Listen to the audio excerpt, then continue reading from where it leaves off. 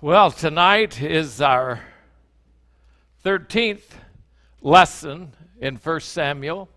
And, of course, this is right in the middle of our chapters that we're kind of dividing, and not really quite in the middle of the book, but in the middle of our study between Samuel, Saul, and David. And, of course, tonight we're going to be looking at chapter 12, verses 1 through 25. And I had struggled a little bit with the title of this one, and the best I'll call it is Samuel's Formal Statement. Because of the fact that you got to think, as Samuel and Saul were leaving the city at one point in time, sent his servant on ahead, he anointed him. Shortly after there, he had the leaders that they chose him as king. Then in another chapter, they all gathered together, and again, they had a coronation of him as being king. Well, in this particular chapter, most people will call this Samuel's farewell. He's not bidding farewell to anybody. As judge, yes, that's what he's doing. It is a formal declaration. In fact, if you'll see it, it's a formal declaration of a change, of a different form of government. Right in the very first verse, Samuel said unto all Israel, Behold, I have hearkened unto your voice in all that ye said unto me, and have made a king over you. This is a transitional statement of a change of government. It's going from a theocracy to a monarchy. That there was going to be a peaceful transition of power, if you will, but it's going to be one of those where Samuel's going to remind them of how God had led them up to this point. You know, I'll get a little bit ahead of myself, but it's the fact that God has done just fine without a king up to this point.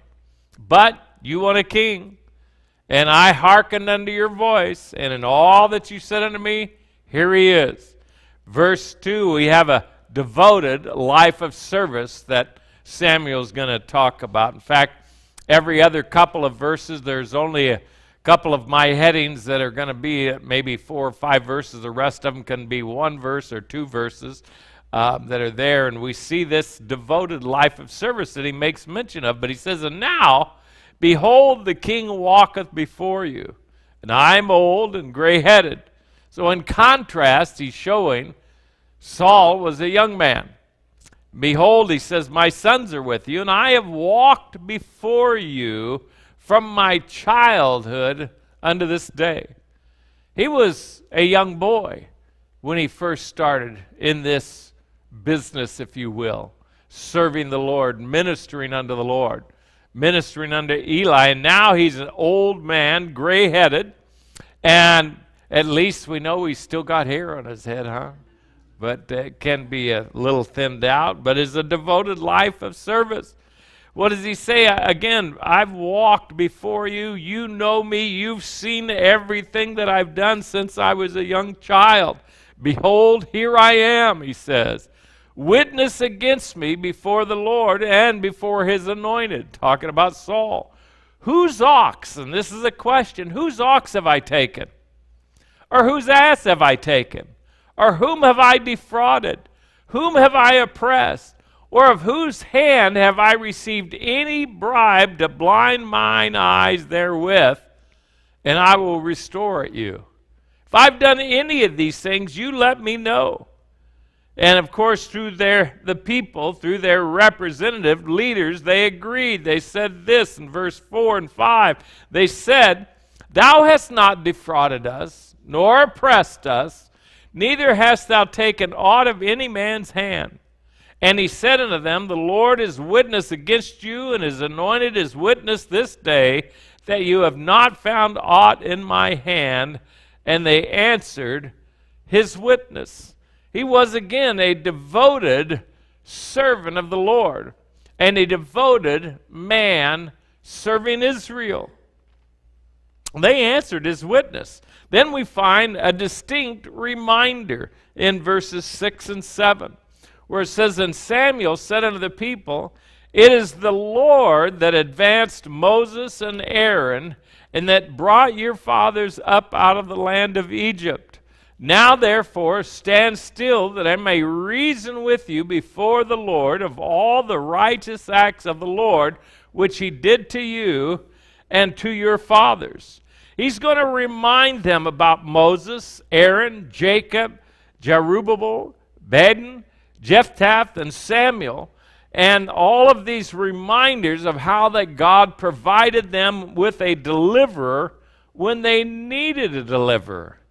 But he's also going to remind them of their cycle. He asks them also to be patient. Verse 7 there, you see it again. Now therefore stand still. In other words, give ear.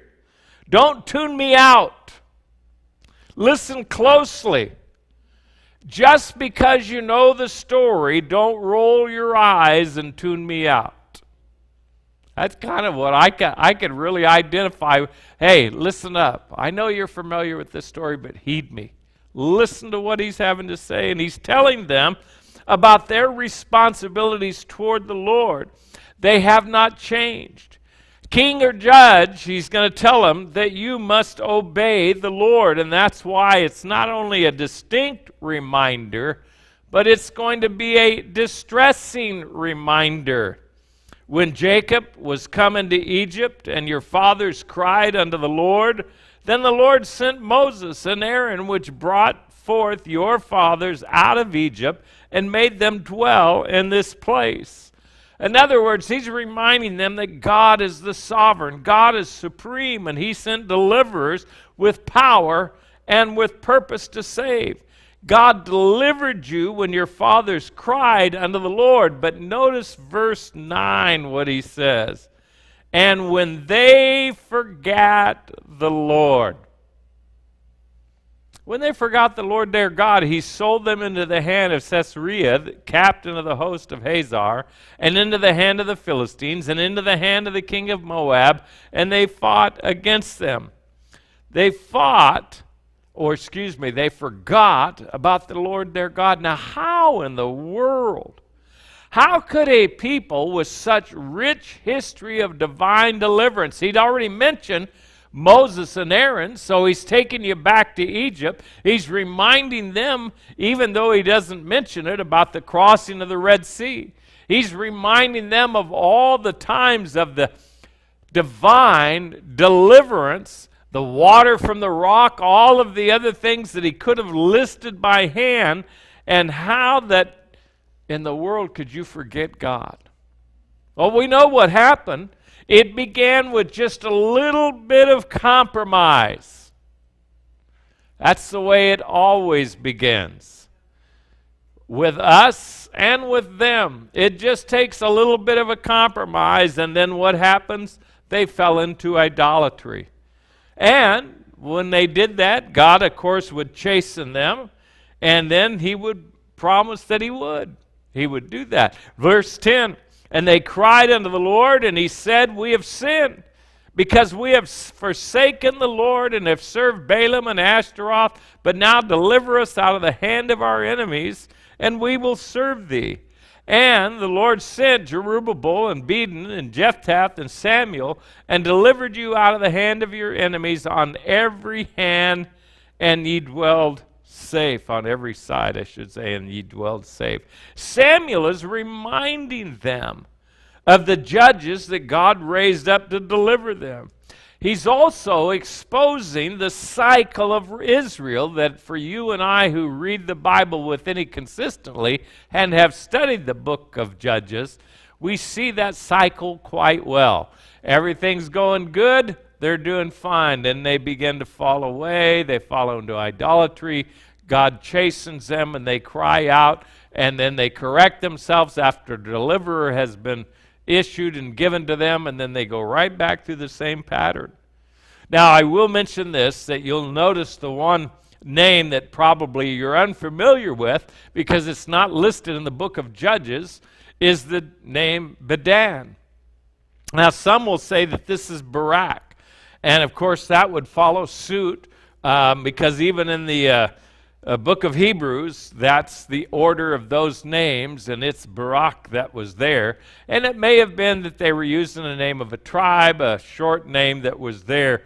Whoever it is, I'm not really worried about it. I know one commentator said, oh, this was a error by one of the scribes. I don't think so.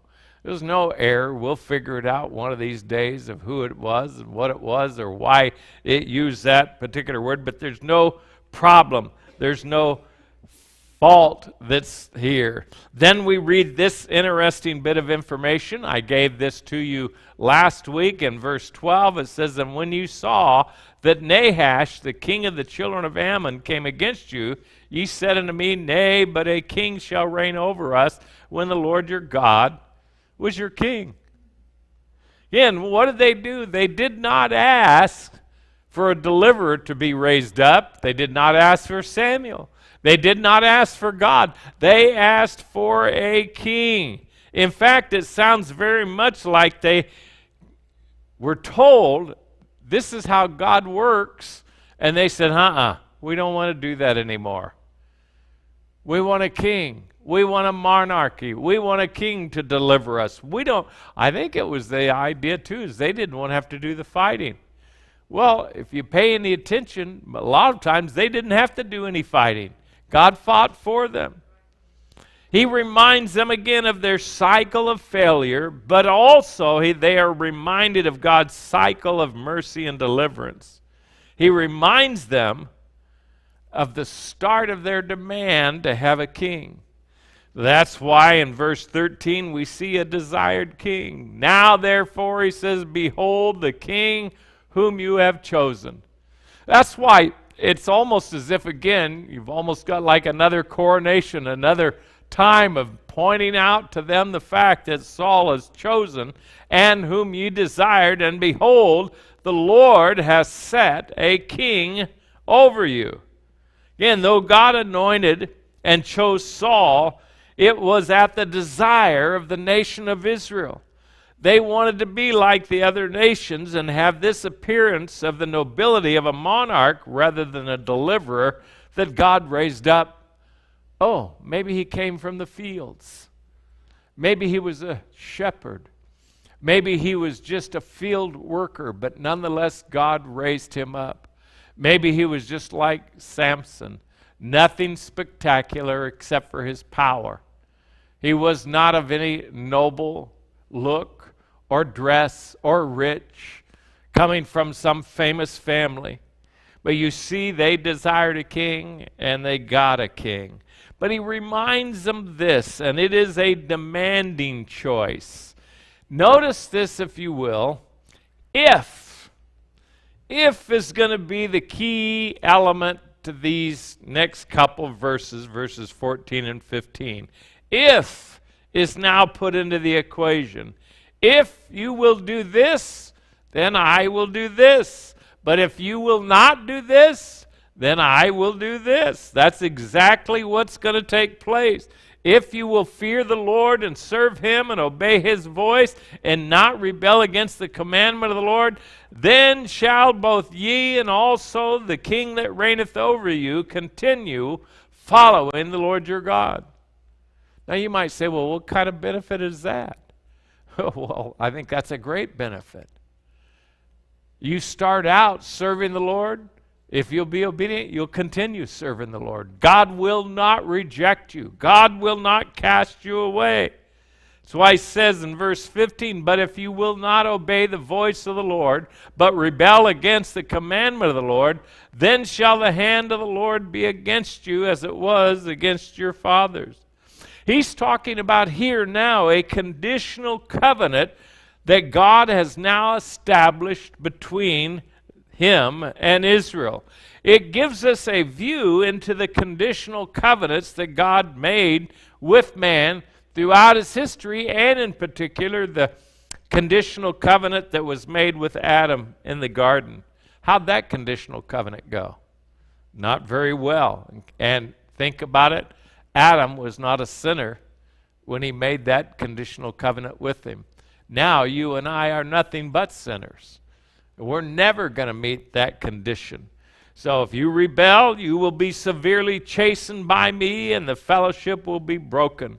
Then we see something that makes it very clear to all of Israel that these words, these demands, and this counsel isn't just coming from Samuel, but from the Lord. We see not only a demanding choice, but we see a discernible sign. Here's what he says. Samuel says, "Now therefore stand and see this great thing which the Lord will do before your eyes." Do you wonder what it'll be? We'll show you in verse 17. "Is not wheat harvest today? I will call unto the Lord, and he shall send thunder and rain, that you may perceive and see that your wickedness is great, which you have done in the sight of the Lord in asking you a king." Huh? Well, now you think, well, what's so special about that? Because it didn't rain during the harvest time. In fact, if you remember, there's a phrase that you'll probably be familiar with, which talks about the former and the latter rains.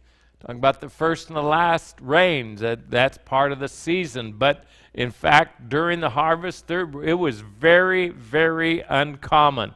Just like a lot of times it's uncommon for us to get rain in the summertime, here it was uncommon for them to get rain during the harvest time. In fact, you can look it up in the book of Proverbs, and you'll see that it mentions it's about as uncommon as it is to get snow in the summer or rain in the harvest as it is to honor a fool. It's unnatural. It's not normal. It's not right. It's not suitable to honor a fool. It's just like getting snow in the summer or rain in the harvest time.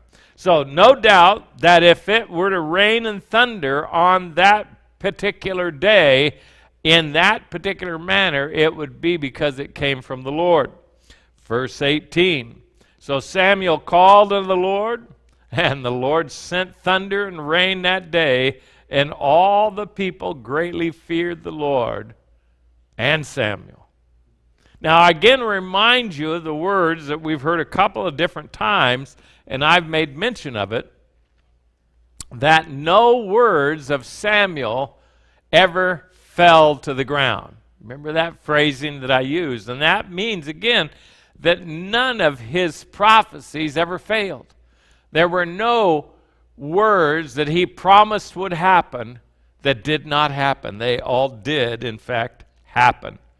That's why then we see in verse 19, "And all the people said unto Samuel," and notice too, they feared, "but all the people said unto Samuel, Pray for thy servants unto the Lord thy God, that we die not. For we have added unto all our sins this evil, to ask us a king." What? Now, you were already told this was not the right way to go, but you persisted in this request. Now, all of a sudden, you get this rain and thunder, and you are afraid, and you're going, oops, we compounded our problem. We asked for a king. But then we come to a dependable instruction. Samuel said unto the people, "Fear not." I like that. It's a good word for us. Fear not. Ye have done all this wickedness, yet turn not aside from following the Lord, but serve the Lord with all your heart, and turn ye not aside, for then should ye go after vain things. Notice this, which cannot profit nor deliver, for they are vain.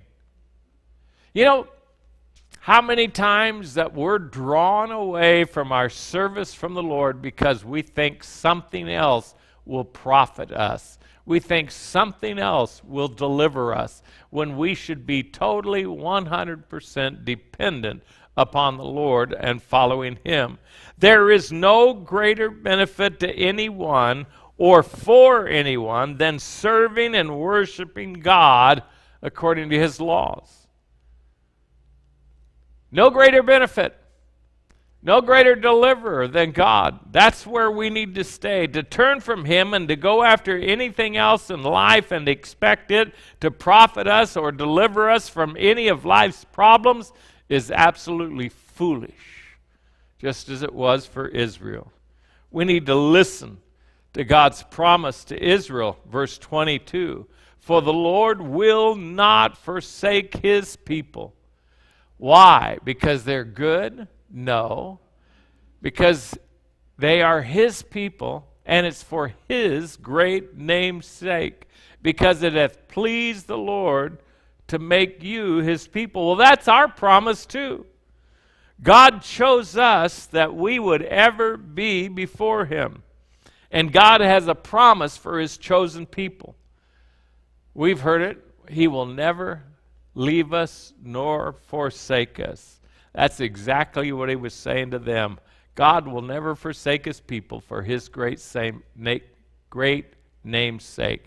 A lot of times we think we have to live up to a certain standard for God to bless us. Here he's saying, just do your best.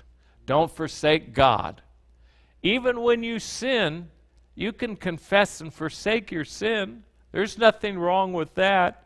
Don't forsake God, and he won't forsake his people.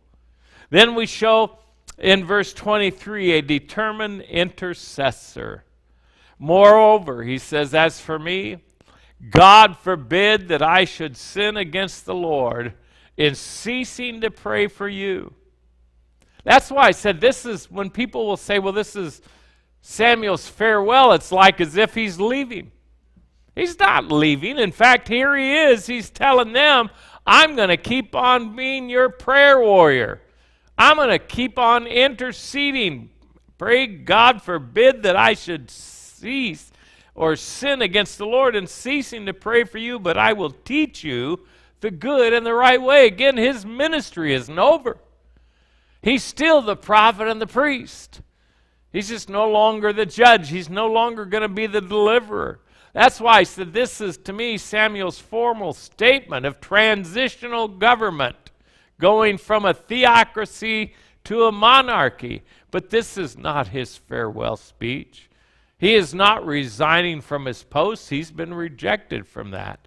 God has installed someone else in his place. Samuel was letting them know that his ministry is not over.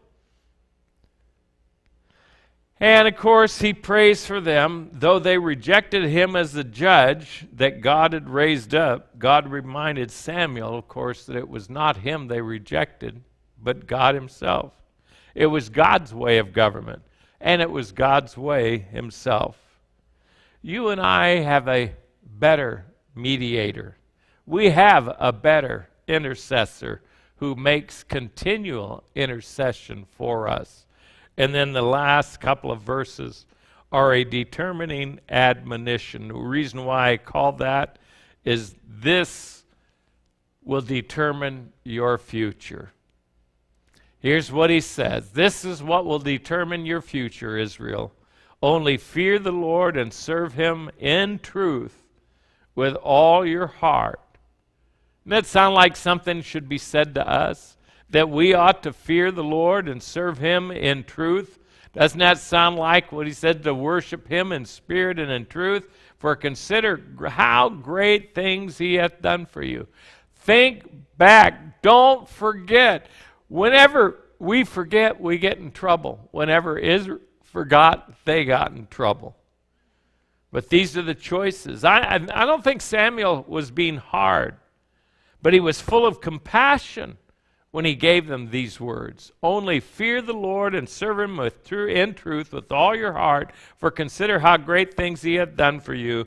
And then verse 25, but if ye shall do wickedly, ye shall be consumed, both ye and your king. It didn't matter whether it was a theocracy or a monarchy. The truth is the same. Serve God with all your heart, with all your soul, with all your mind. And that's the way we ought to do.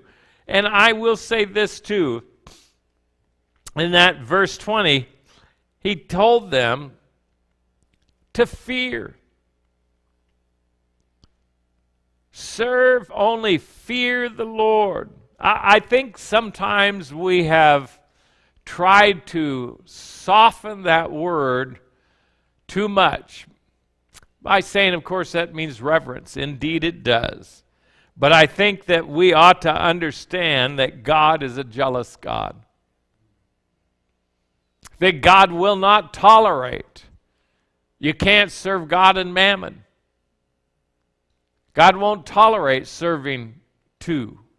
Serve Him and Him alone. He will not tolerate idolatry. He will not accept second place in your heart, in your service, or in your worship. For our God is a jealous God. These were the words of Samuel as he stepped out of the limelight, that no one would any longer be coming to him for the questions that needed to be answered, for the form of government, for the disputes between the heads or families or anything else, but now they will have a king to rule over them and among them. But he gave them a determining admonition, a warning. This will determine your future. Serve the Lord with all your heart. Fear Him. In fact, we all know that the fear of the Lord is the beginning of wisdom.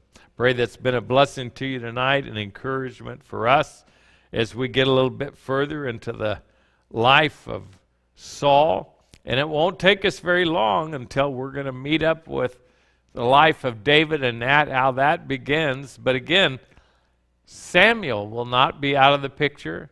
Saul will not be out of the picture. All three of them will be in the picture, but we're going to focus on David. But that's got a few more chapters yet until we get there.